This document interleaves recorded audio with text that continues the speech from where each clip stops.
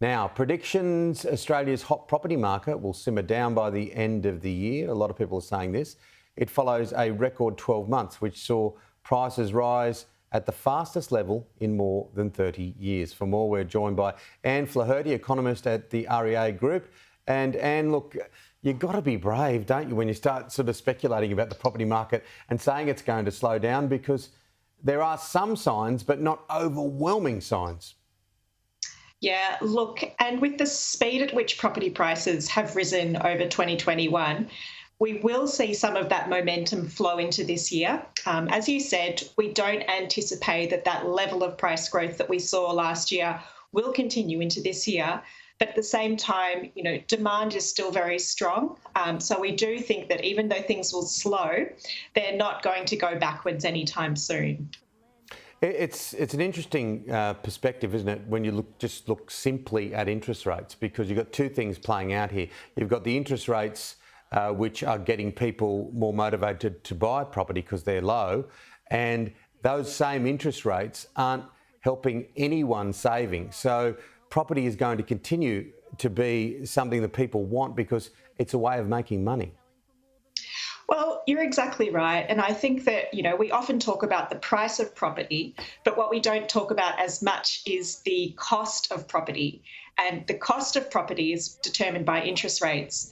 We know that if debt is cheaper, often people feel this sort of impetus to, maybe I need to get into the market now, particularly as, many economists are forecasting that interest rates are likely to rise, over the next 1 to 2 years.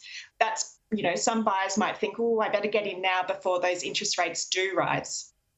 Who are the people most actively looking to buy? Well, if we look at the three main buyer types, we've got first home buyers, investors and subsequent home buyers. We've seen some real shifts over the last 2 years. First home buyers have been the most interesting. They were a really strong presence in the market last year.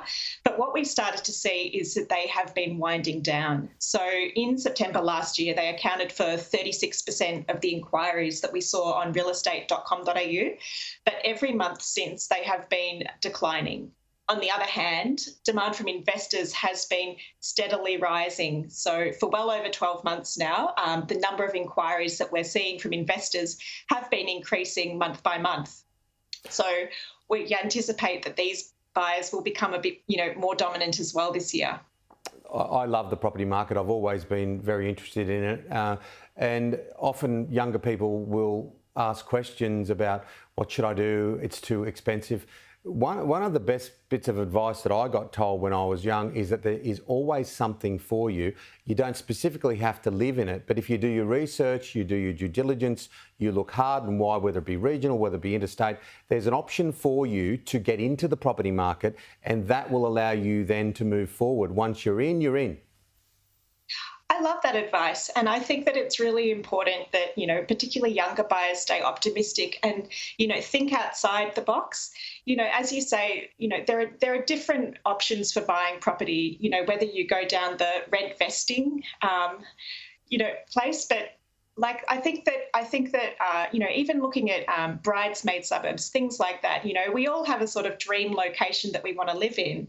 But, the majority of people will never be able to buy their perfect house in their perfect suburb. So to have your options open and think about, what compromises you are willing to make, compromise isn't a nice word, but at the same time, I think that it is important to be realistic and also to, explore different options. Yeah, compromise can easily be defined as taking a step sideways to take a step forward as well. And it's a bit along the lines of when you're looking for property, you don't always need that kitchen done up or the bathroom done up. Look to see how you could change that and make yourself a little bit of a bonus along the way. Yeah, absolutely. And I think, maybe the better word to use then is what are the opportunities that are available? And, there are still opportunities available.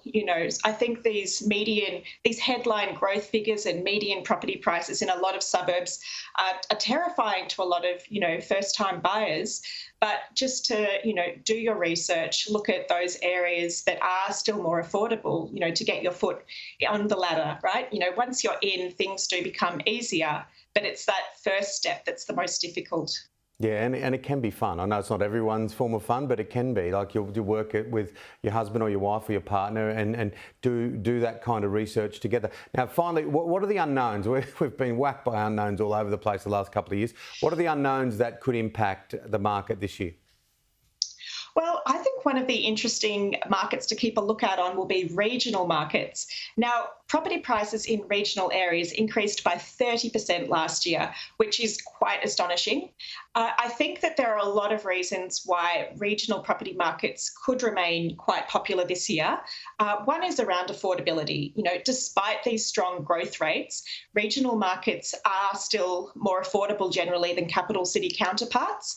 And for some buyers, regional markets that are still within commuting distance from CBDs will be particularly popular. The other thing will be around remote working.